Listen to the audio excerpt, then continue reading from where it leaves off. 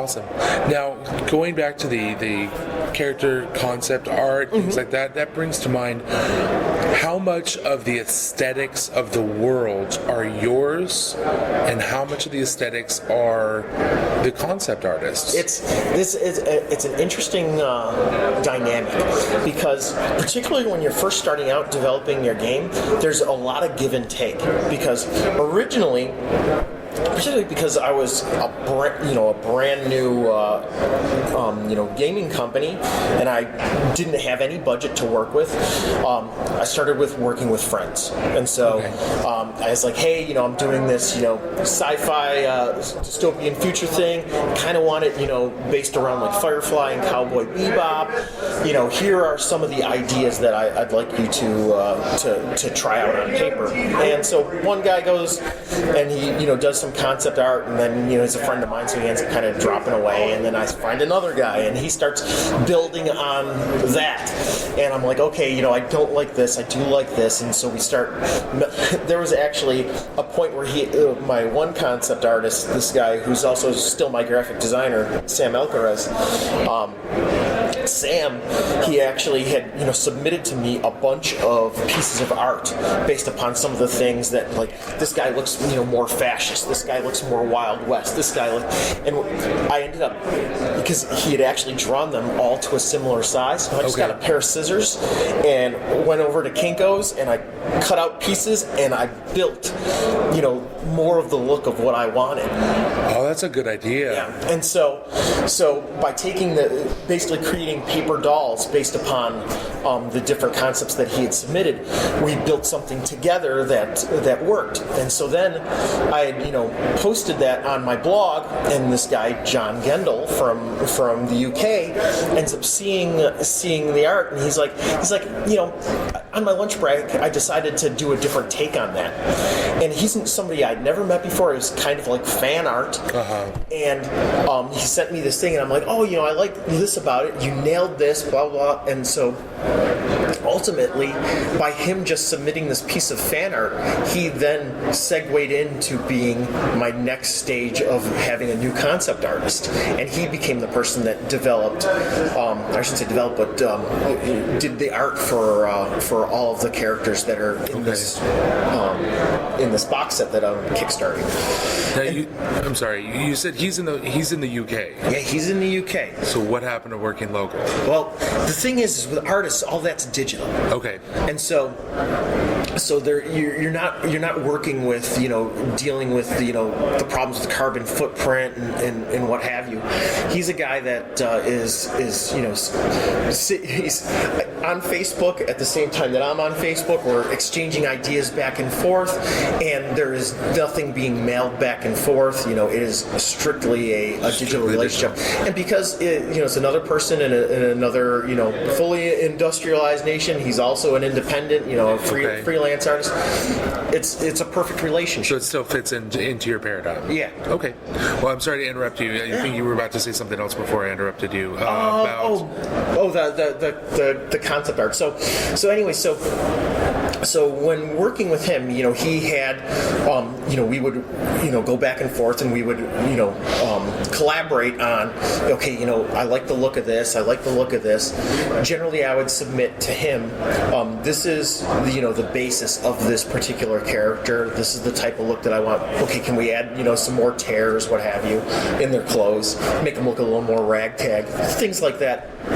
And he would frequently, like if I told him, I want a character that's like this, he would then send it to me with gas mask, without gas mask, with shades, with hat, with helmet, and and we would pick and choose between the different looks and find something that we all liked and conveyed the character.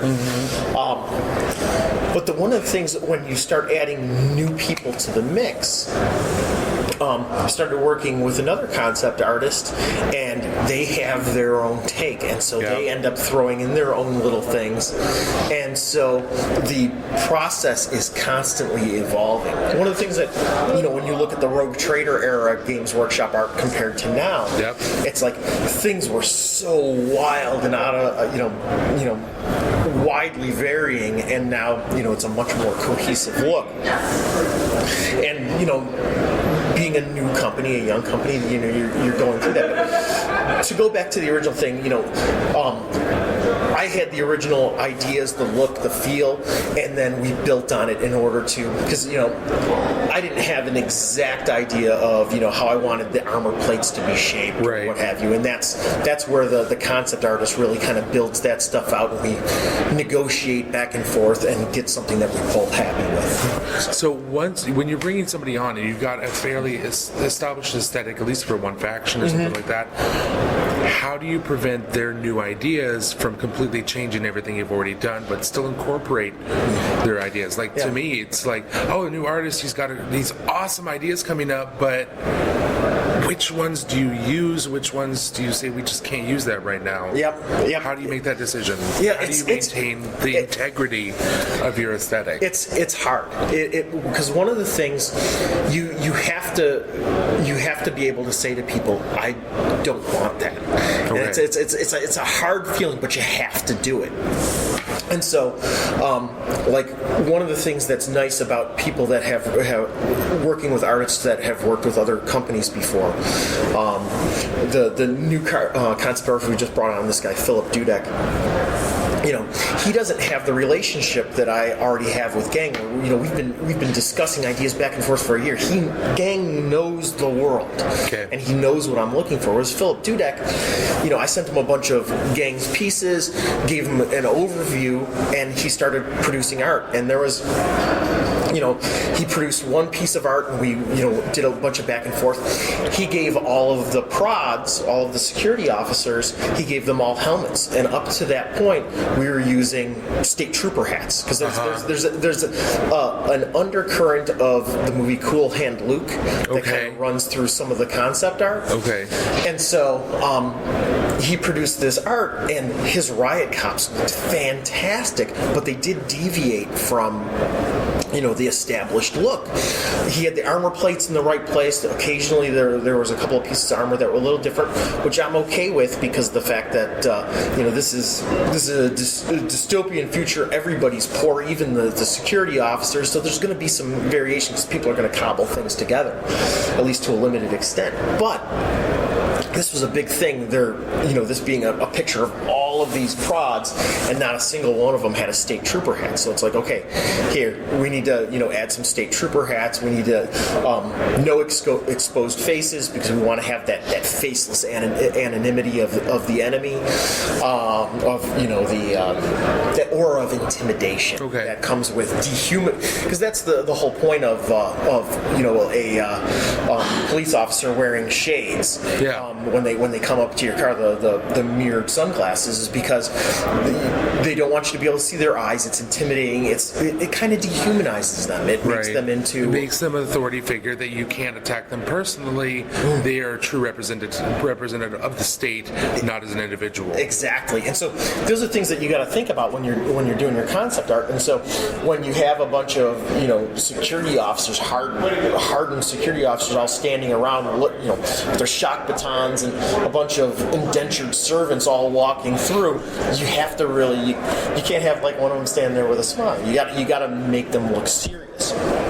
And so, you have to, do the give and take. Hey, we got to put, some breathers on some of these guys with some masks. We got to, get a couple of state trooper hats in there and create that look and that feel. And, I feel like, the given, he ended up doing the first piece of art that he did. We ended up doing like 5 different versions. But at the end of the day, it was something that we were both happy with, and it conveyed the feel in a wonderful way. It was great atmosphere.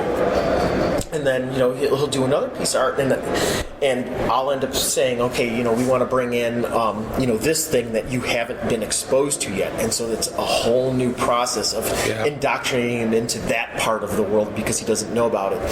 And so, like right now, we're working on a piece of art for something called the Terror Wave drone, and it's a flying drone that has tentacles with lights on them to create like a strobe effect that's terrifying while using sonic weaponry. So running in fear, holding their ears. Like serious riot control, non-lethal riot control stuff. Exactly. And so Gang had produced a version of that, and so Philip Dudek's now trying to do a version of that, and he's trying to do his own take on it, and so there's certain things that it's okay, we need to reel this in, but he is wonderful. And there was one piece of art.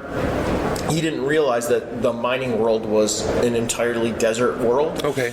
And so the second piece of art that he did for me, it was a beautiful piece, but it was a bunch of prods with a couple of breakers at the entrance of the mine on the outside, and it was lush green landscape. It was raining, and it's like, this is a beautiful piece of art. I can't use any of it.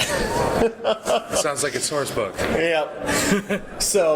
But it was, that's when you're bringing somebody new in, especially when you've already got a whole bunch of established ideas and they haven't read through all of those ideas. You've got to, say, I know you spent an entire 2 days painting this, but we need to bring it back.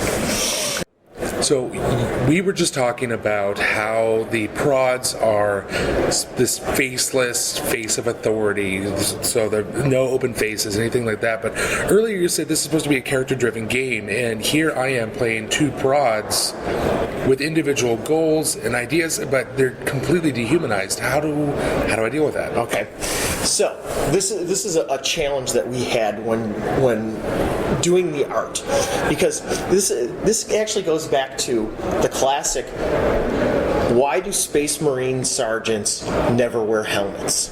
Because they're stupid. The reason is an artistic decision, because you can't convey emotion, you can't convey all of those things with the faceless helmet.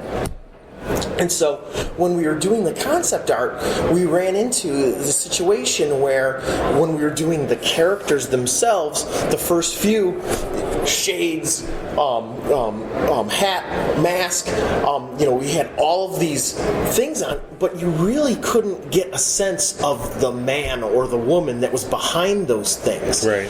And so what we chose to do with the characters was to only incorporate one of those elements at a time. Okay. So, like Officer Hickley, because he's an absolute brute, there's blood dripping off. He still can convey it while having his face exposed. But if you look at the models for some of the other characters, like Officer Tulson's wearing shades, so you can see his facial features, but you can't see his eyes. Okay. Another one of the characters, they've got the breather mask, but you can see their eyes, so they can still be expressive. You still have a sense of the character, but still have some of the design elements that are necessary to convey that feel. And then even like Officer Hickley, even though he's not wearing his breather, he's got his breather hanging from his belt. Right. So you've got those elements there. But when we're doing the atmospheric pieces of art that convey the setting, you want to have